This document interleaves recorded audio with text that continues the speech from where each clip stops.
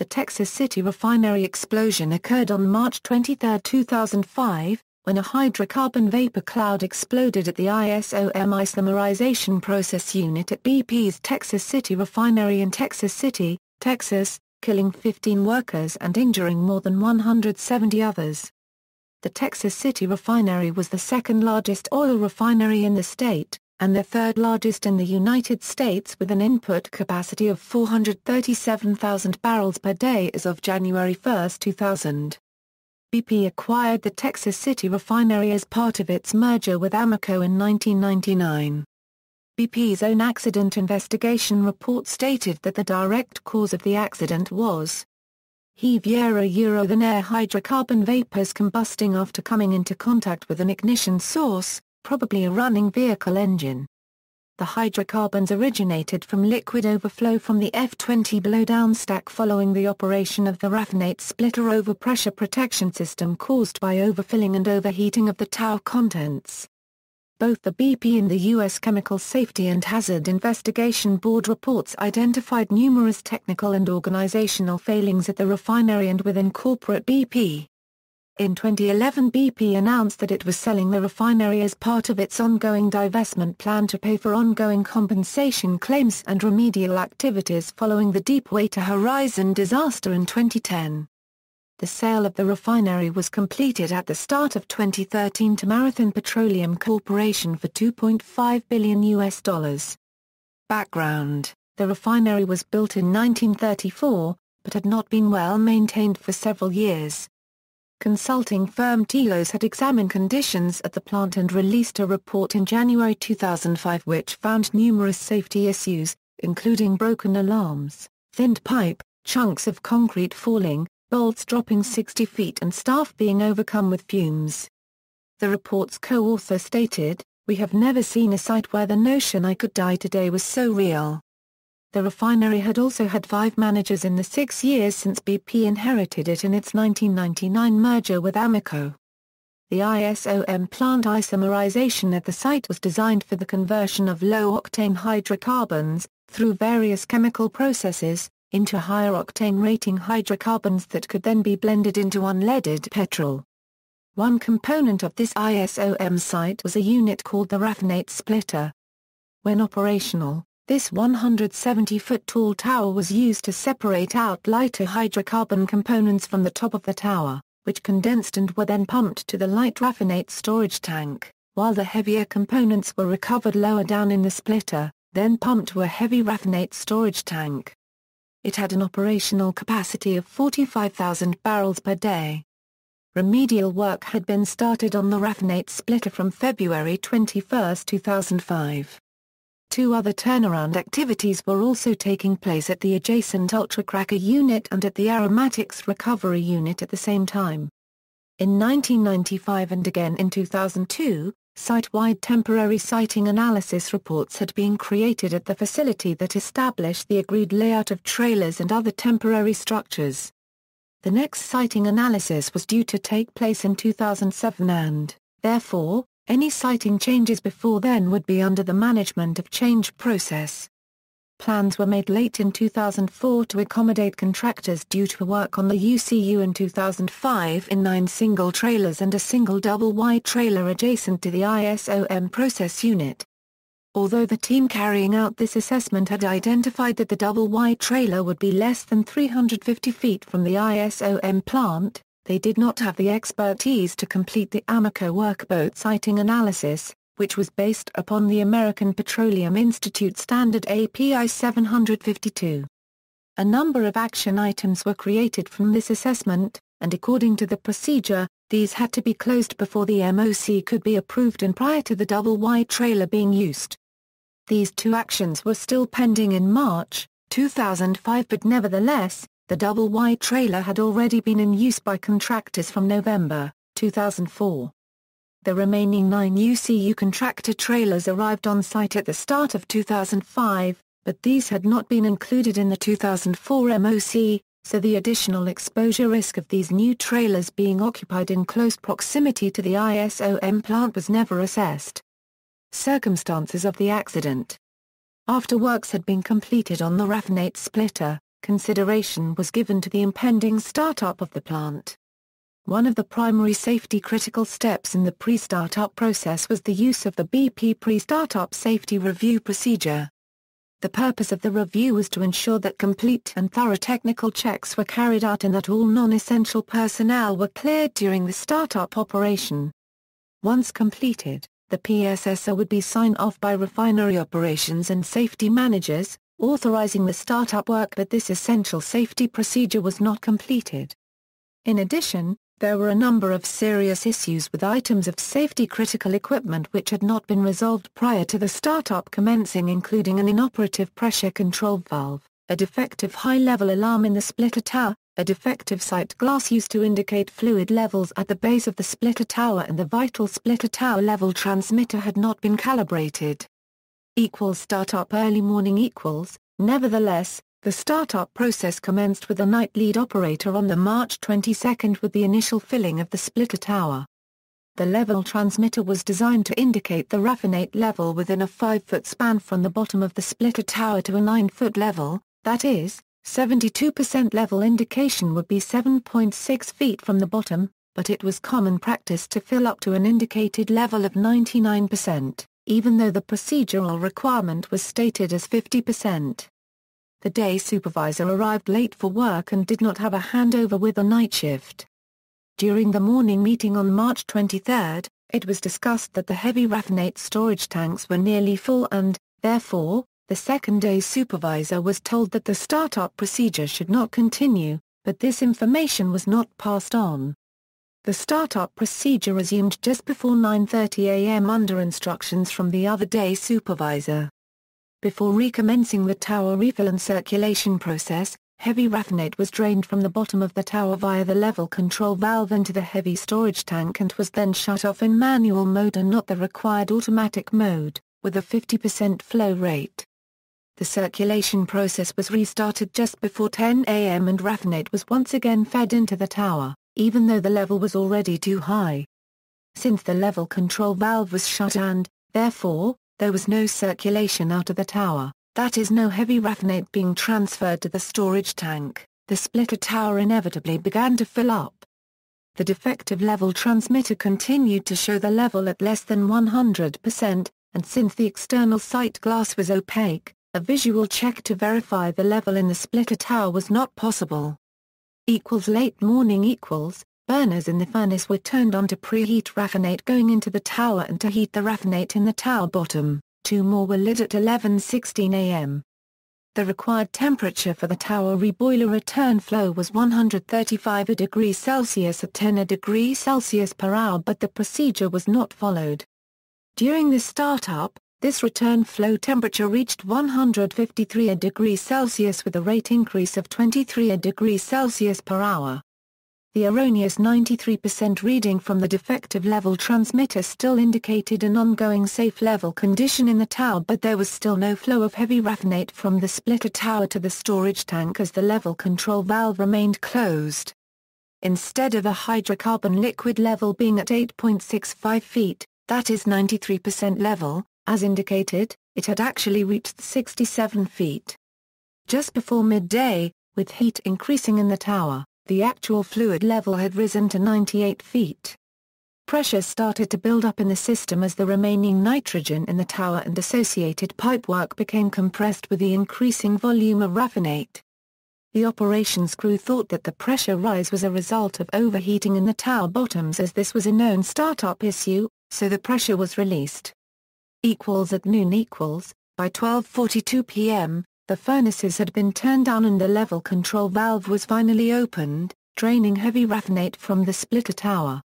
The operators believed the level transmitter reading, which was now down to 78%, but the fluid level in the 170-foot tall splitter tower had now reached 158 feet. Although the raffinate flow into and out of the tower were now matching, heat from this outflow was being transferred via a heat exchanger back into the liquid flowing into the tower from the feed pipe, raising the average temperature inside the column close to the liquid's boiling point. The liquid, already close to the top of the tower but continuing to expand due to the heat, finally entered the overhead vapor line and flowed into the relief valve system. pressure built up in the system as fluid filled the pipework running to the safety relief valves and the condenser. At 1:13 p.m., the three pressure relief valves were activated as the hydrostatic head pressure of the raffinate built to over 60 psi above atmospheric pressure. With the relief valves fully open, over 196,000 liters of heated raffinate passed directly into the collection header over a 6-minute period before closing, as pressure in the system dropped to their closing or blowdown pressure of 37.3 psi above atmospheric pressure. Explosion Investigating this pressure spike, the day board operator fully opened the level control valve to the heavy raffinate storage tank and shut off of the gas fueling the furnace, but the raffinate feed into the splitter tower was not shut off. Hot raffinate flowed into the blowdown drum and stack, and as it filled, some of the fluid started to flow into the ISOM unit sewer system via a 6-inch pipeline at the base of the blowdown drum. As the blowdown drum and stack filled up, liquid overflowed out of the top of the stack, forming a 20-foot geyser as hot hydrocarbon liquid vented directly into the air. It then ran down the side of the blowdown drum and stack and pooled at the base of the unit. A radio call was received in the control room that hydrocarbons were overflowing from the stack. A pickup truck, with its engine running, had been parked within 30 feet of the blowdown stack. The vapor cloud reached the vehicle, causing the engine to race. The cloud continued to spread across the ISOM plant, across the pipe rack to the west and into the trailer area. No emergency alarm sounded, and at approximately 1:20 p.m., there was a catastrophic vapor cloud explosion, probably ignited by the overheating truck engine. The blast pressure wave struck the contractor trailers. The force of the explosion sent debris flying, causing fatal blunt force trauma to 15 people in and around the trailers. 180 others were injured. The pressure wave was so powerful it shattered windows off-site up to a distance of 3/4 of a mile away. An area estimated at 200,000 square feet was burned. Investigation reports, both BP House experts as well as various authorities and committees investigated the explosion in relation to technical, organizational, and safety culture aspects. The results of the technical investigation of a team of BP experts were summarized in the so-called Mogford report, the findings with regard to the organizational aspects and the responsibility of management in the so-called Bonds report. The U.S. Chemical Safety and Hazard Investigation Board examined both the technical aspects and the responsibility of the supervisory authorities. The Occupational Safety and Health Administration reviewed in the aftermath the compliance in relation to the various legal requirements. Organizational failings included corporate cost-cutting, a failure to invest in the plant infrastructure, a lack of corporate oversight on both safety culture and major accident prevention programs, a focus on occupational safety and not process safety, a defective management of change process, the inadequate training of operators, a lack of competent supervision for startup operations, poor communications between individuals and departments, and the use of outdated and ineffective work procedures which were often not followed. Technical failings included a blowdown drum that was of insufficient size, a lack of preventative maintenance on safety-critical systems, inoperative alarms and level sensors in the ISOM process unit, and the continued use of outdated blowdown drum and stack technology when replacement with a safer flare option had been a feasible alternative for many years. Mogford report A team of experts led by John Mogford, the Senior Group Vice President, Safety and Operations, examined the technical aspects of the explosion and suggested corrective actions. On December 9, 2005, BP published this accident investigation report. The report identified as main causes 4 critical factors. Without those factors, the event would not have happened or would have had a considerably lower impact. The factors included the unintentional release of substance, the operating instructions as well as their compliance with the commissioning of the rectification column, the work control policies, and the structure of the trailers and the design of the blowout vessel. Bonds report Another internal report that was issued identified numerous management failures. On May 3, 2007, a court ordered the release of the report, that was intended to be used only for internal purposes. The report investigated the compliance of management to internal management instructions and the BP Code of Conduct. The refinery division of BP had issued these instructions in accordance with the group-wide regulations. The so-called Blue Book was published in 2005. In addition to personal failings, the report noted unclear responsibilities within the group at all management levels. As another contributing factor, the report noticed the poor state of the plants and too low spending on maintenance. CSB report equals. Given the extent of the disaster, the U.S. Chemical Safety and Hazard Investigation Board examined both the safety management in the Texas City Refinery and the role of the BP Group, as well as the role of the Occupational Safety and Health Administration as a regulatory body. The results of the investigation of the agency were published in a 300-page-long report on March 20, 2007. The CSB found that organizational and safety deficiencies at all organizational levels of BP contributed to the refinery explosion, such as cost cuts and spending cuts in the safety area, although a large part of the refinery infrastructure and process equipment were in poor condition. In addition, the committee said that BP had cut the budget for training and reduced staff. Furthermore, the CSB found that OSHA had as supervising authority failed to carry out planned inspections of the refinery and did not enforce safety rules, although there were many warning signs. After the explosion, OSHA found 301 violations of requirements and imposed a fine of $21 million. The CSB found that only a limited number of OSHA inspectors received the specialized training and experience necessary for complex investigations in refineries. The CSB issued a recommendation to develop a guideline for understanding, recognizing and dealing with fatigue during shift work. The Directive API recommended Practice 755 provided guidance for refineries, petrochemical and chemical plants and other facilities on how to deal with fatigue syndromes. These guidelines include recommendations for work on rotating shifts, such as for the maximum number of overtime hours and the number of days to be worked on without interruption. Aftermath: the CSB report found that BP had failed to heed or implement safety recommendations made before the blast. Among them were, in 1991, the Amoco refining planning department proposed eliminating blowdown systems that vented to the atmosphere, but funding for this plan was not included in the budget. In 1992, OSHA issued a citation to Amoco for unsafe design of similar pressure relief systems at the plant. However, Amoco successfully persuaded OSHA to drop this citation by relying on the less stringent requirements in API recommended Practice 521. In 1993, the Amoco Regulatory Cluster Project proposed eliminating atmospheric blowdown systems, but again, funding was not approved. In 1995, a refinery belonging to Pennzoil suffered a disaster when two storage tanks exploded, engulfing a trailer and killing 5 workers. The conclusion was that trailers should not be located near hazardous materials. However, BP ignored the warnings, and they believed that because the trailer where most of the deaths happened was empty most of the year, the risk was low.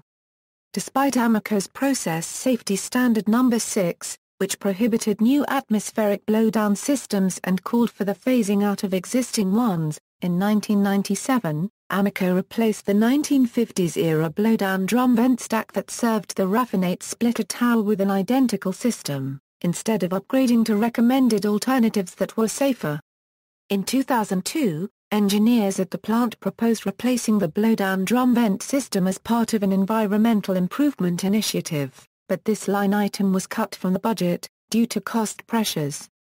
Also in 2002, an opportunity to tie the ISOM relief system into the new NDU flare system was not taken, due to a $150,000 incremental cost. During 2002, BP's Clean Streams project proposed converting the blowdown drum to a flare knockout tank, and routing discharges to a flare. When it was found that a needed relief study of the ISOM system had not been completed due to budget constraints, the Clean Streams project proposed adding a wet-dry system to the ISOM instead.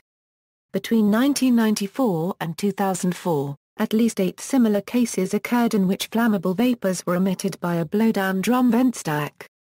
effective corrective action was not taken at the BP plant. As a result of the accident, BP said that it would eliminate all blowdown drums, vent stack systems and flammable service. The CSB, meanwhile, recommended to the American Petroleum Institute that guidelines on the location of trailers be made. OSHA ultimately found over 300 safety violations and fined BP $21 million, the largest fine in OSHA history at the time. Legal action BP was charged with criminal violations of federal environmental laws, and has been named in lawsuits from the victims' families. The Occupational Safety and Health Administration gave BP a record fine for hundreds of safety violations, and in 2009 imposed an even larger fine after claiming that BP had failed to implement safety improvements following the disaster. On February 4, 2008, U.S. District Judge Lee Rosenthal heard arguments regarding BP's offer to plead guilty to a federal environmental crime with a $50 million fine. At the hearing, blast victims and their relatives objected to the plea, calling the proposed fine trivial. So far, BP has said it has paid more than $1.6 billion to compensate victims. The judge gave no timetable on when she would make a final ruling. The case of Eva Rowe, a young woman who lost her parents in the explosion, attracted nationwide attention. She let it be known that she would not accept a settlement and would drag the group to justice.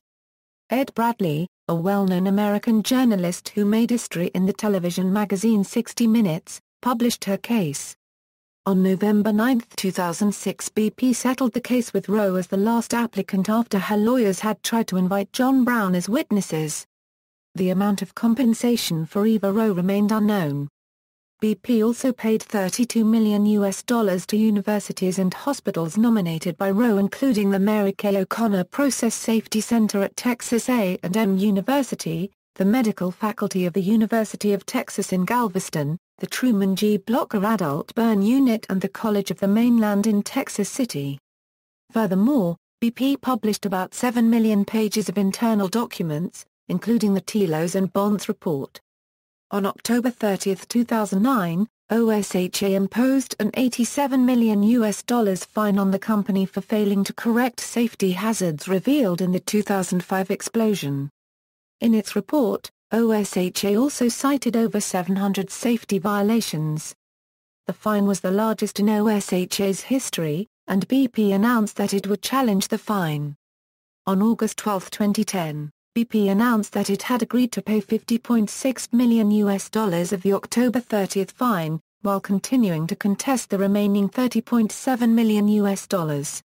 The fine had been reduced by $6.1 million between when it was levied and when BP paid the first part. Subsequent incidents: after the March explosion, other safety incidents occurred at the plant. On July 28, 2005, a hydrogen gas heat exchanger pipe on the resid hydrotreater unit ruptured, causing a release of hydrogen that erupted into a large fireball. One person received minor injuries. The Chemical Safety Board found that a contractor had accidentally switched a low-alloy steel elbow with carbon steel pipe elbow during maintenance, causing a failure mode known as high-temperature hydrogen attack. The CSB found that BP had not informed the maintenance contractor that the elbows were different, and the maintenance contractor had not used any procedure to ensure that the elbows were reinstalled into their original locations. On August 10, 2005, there was an incident in a gas-oil hydrotreater that resulted in a community order to shelter. This incident occurred when a hole developed in the bottom of a valve that handles high-pressure gas and oil. On January 14, 2008, William Joseph Gracier, 56, a veteran BP operations supervisor, died following head injuries sustained as workers prepared to place in service a water filtration vessel at the refinery's ultracracker unit. On September 21, 2010, an incident in the Pier Pestil 3B unit left 2 workers with serious steam burns. Baker Panel Report. Following the 2005 incidents, on August 17, 2005, the CSB recommended that BP commission an independent panel to investigate the safety culture and management systems at BP North America. The panel was led by former U.S. Secretary of State James Baker III. the Baker Panel Report was released on January 16, 2007. The Baker Report cited a weak safety culture, and reported that BP did not adequately follow the Department of Energy's published safety recommendations. The report suggested that cost-cutting and production pressure from BP executives may have resulted in a lack of needed safety measures across the board. Carolyn W. Merritt, Chairman and Chief Executive Officer of the CSB stated, "The combination of cost-cutting, production pressures, and failure to invest caused a progressive deterioration of safety at the refinery." Beginning in 2002, BP commissioned a series of audits and studies that revealed serious safety problems at the Texas City Refinery, including a lack of necessary preventive maintenance and training.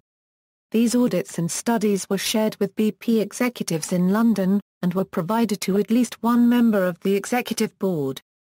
BP's response was too little and too late. Some additional investments were made, but they did not address the core problems in Texas City. In 2004, BP executives challenged their refineries to cut yet another 25% from their budgets for the following year. In addition, safety improvements between 2002 and 2005 were largely focused on personal safety such as slips, trips, falls, and vehicle accidents, rather than on improving safety performance, according to supervisory investigator Don Holstrom. Additionally, the panel created and administered, to all 5 of BP's North American refineries, an employee survey focusing on various aspects of process safety.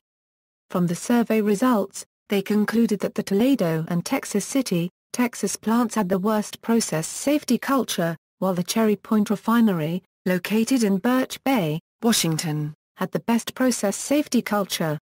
The survey results also showed that managers and white-collar workers generally had a more positive view of the process safety culture at their plants when compared with the viewpoint of blue-collar operators and maintenance technicians. The director of the Cherry Point Refinery was promoted to oversee better implementation of process safety at BP. In popular culture, the explosion was featured on History Channel's series Modern Marvels, on Season 12. Episode 47 Engineering Disasters 20. The explosion was also featured on National Geographic's television series Seconds from Disaster, on the episode Texas Oil Explosion. See also: National Geographic's Seconds from Disaster episodes, Deepwater Horizon oil spill. References. External links: U.S. Chemical Safety Board, BP, Texas City Refinery Incident March 23, 2005, BP Accident Investigation Report, Baker Panel Report, Chemical Safety Board Investigation Status Page, Brent Kuhn website hosts documents released to the public by BP as one of the terms of settlement with Eva Rowe, Special Report, 2005 Texas City Explosion. Houston Chronicle. Lessons from Texas City, A Case History. Loss Prevention Bulletin, Issue 192, 2006, ISOM, UK. Remember the 15 Memorial Site for those lost in the explosion with ongoing information on the aftermath. Anatomy of a Disaster. A film produced by the U.S. Chemical Safety and Hazard Investigation Board detailing the sequence of events and cause of the explosion. Based on the CSB's public report, the film also features interviews with members of the investigative team and commentary by outside safety experts.